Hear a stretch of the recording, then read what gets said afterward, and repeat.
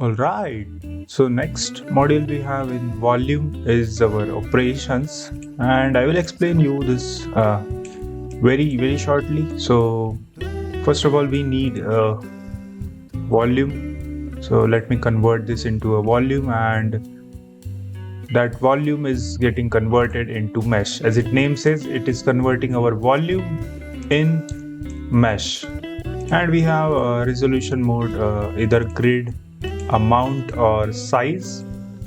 I like to keep it default and tweak the threshold and adaptivity, which will give us a better result. Then we have grid to mesh, and for that we need to create a grid. So for now I'm going to convert a mesh to grid, and it is creating a voxel grid, and it is converting that grid into a working mesh. We have threshold and adaptivity for better result. Then we have SDF grid Boolean. Now this is little complex to understand, but I will try to explain to you. So let's actually let's keep it, and let's actually link it here. And let me reset this and reset this. So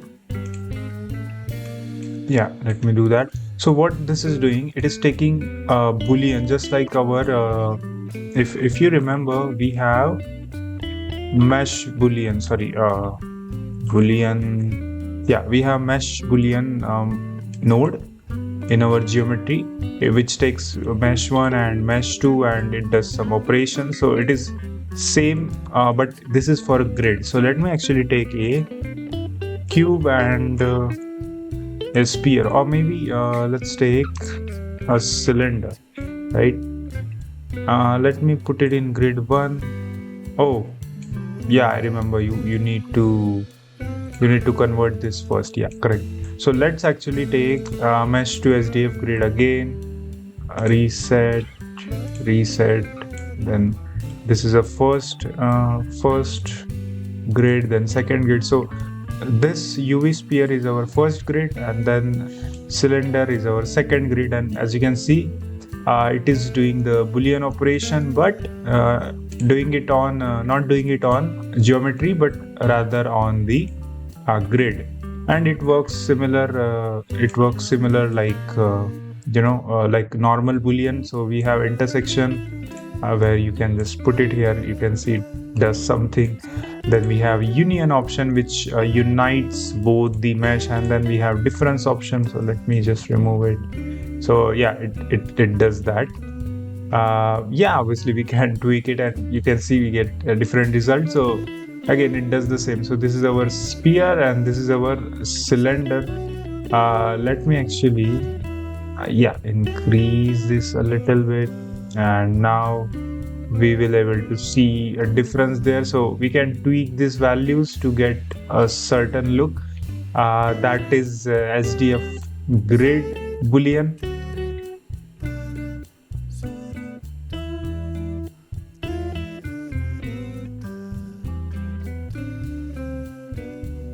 So we have first of all this setup, correct? And what this node is doing, I will explain to you one by one. First of all, if we put our SDF grid fillet in between, it is basically smoothing out our edges, right? And we have iteration option, which is technically smoothing out our grid, okay? And this is smoothing out, which means it is rounding off the internal concave corners. I know it is little hard to understand, but it is just creating smoothness in between internal corners of the node, like corners, internal corners of the concave nodes, concave vertex. It is doing that, okay? So that is SDF grid fillet. And all these nodes are actually a smoothness method.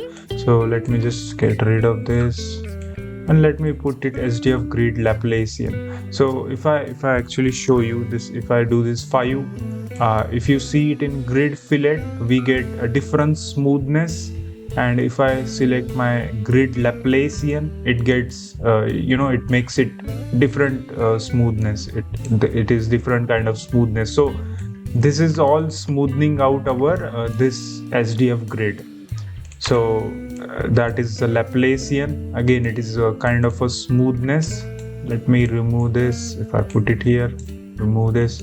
Then we have grid mean, which is also another type of smoothness, but it is more like a box kind of filter smoothness. So it will create like a invisible virtual box with a certain width, and that way it can it can be smoothen out. So if I increase the iteration, you will see it is doing the smoothness in like a box kind of shape, like this. I know it is hard to see like it, but it is doing that. And we have width option, which means either we can increase or decrease it. That way we get different kind of smoothness. Let me just move it. Then we have grid mean curvature, SDF grid mean curvature. This is also a type of smoothness, but it works little differently. And the way it works is it works on the curve flow of the curve flow. It takes the curve flow in accounts and then it smoothens out. Okay, so if we increase the iteration, you will see it is doing it in like sort of curvature shape, like on top of the geometry. So it is that.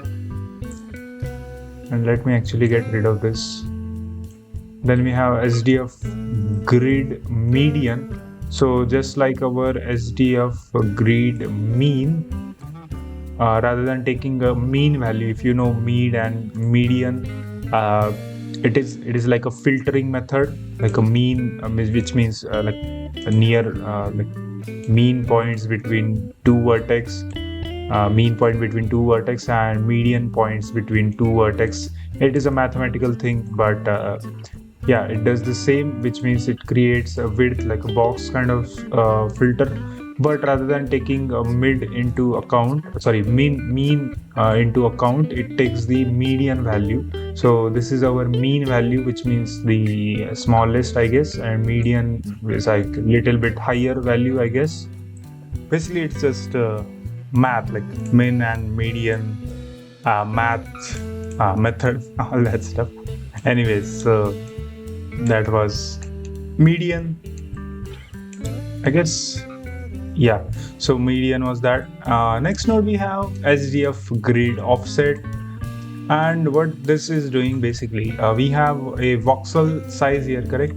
So it is just increasing or decreasing that voxel size distance, and it is exactly what is currently happening. So you can see we have this voxel size, which lets us choose the voxel size only.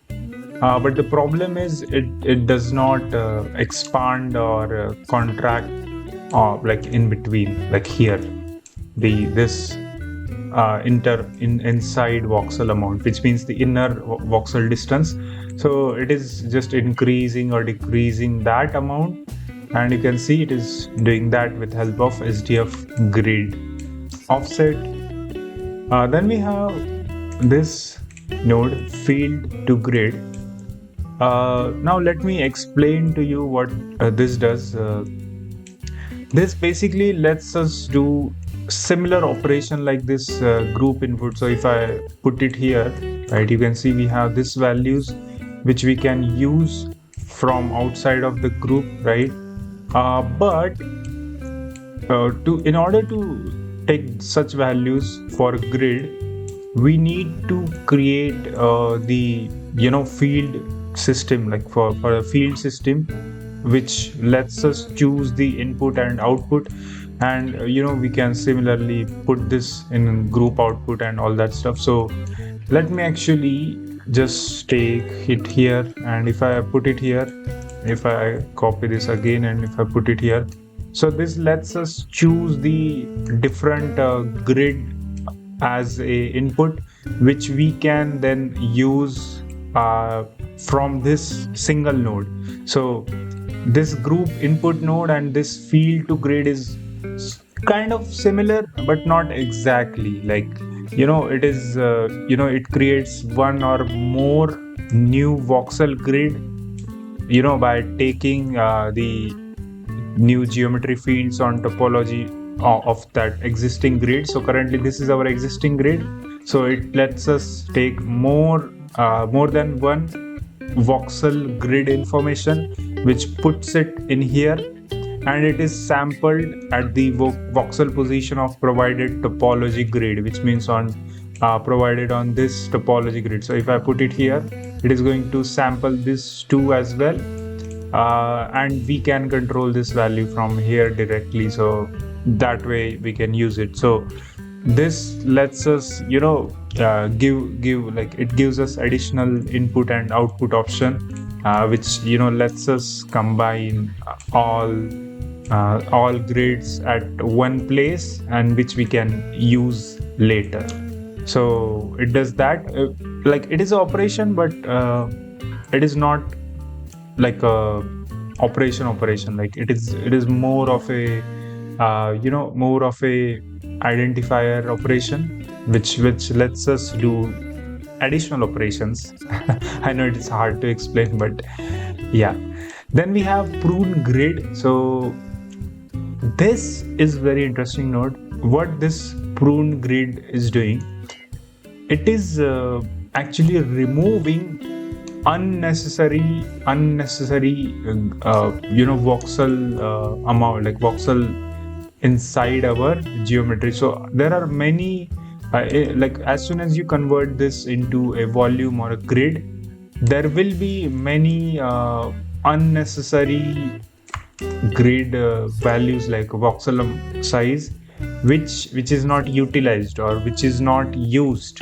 Okay, and this Prune actually lets us delete those unutilized voxels inside our voxel geometry. So if I increase or decrease, you will see nothing happens, because it is removing it, like it is removing things which is inside, and we can't see it like this, because when you have volume or grid like this, there will be very small portions which is unused, right? So all of this is technically unused. So this is very small and very not even visible to our eyes, and this is exactly doing this is pruning it. But this pruning node is actually going to be efficient for memory as well. As you can see, it makes the storage of volume grid more efficient by collapsing data into tiles or inner nodes.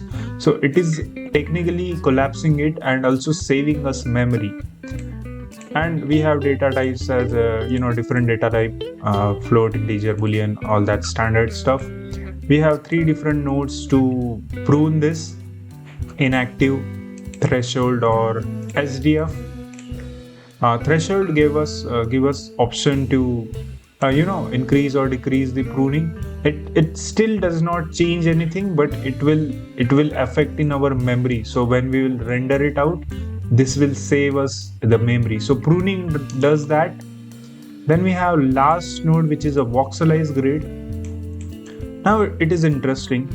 Voxelize grid is exactly opposite of pruning. So what is pruning doing? It is removing the unnecessary voxels. But Voxelize grid actually taking that unnecessary voxels and using it, which means it is using it as a grid. So we have our normal SDF grid, correct?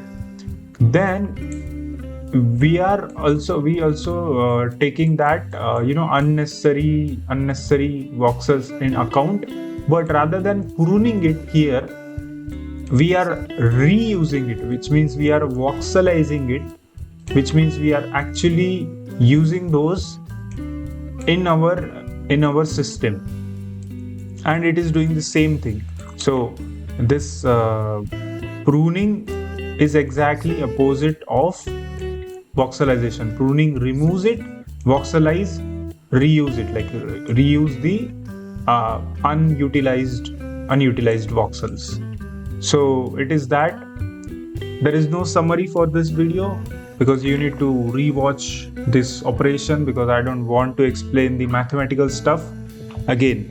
This is new stuff in Blender 5.0 and I never used it, so you can rewatch this video to understand it properly again. And another thing I wanted to mention here is you can always go to Blender manual to understand it in more depth. Again, they have they have explanation about all this inputs and outputs, so you will understand it properly. You can put this in ChatGPT maybe to understand it even in more depth, but this is basically it. Like, it is not that well used if you're doing unless you're doing like a very advanced level scientific visualization or something, but don't worry.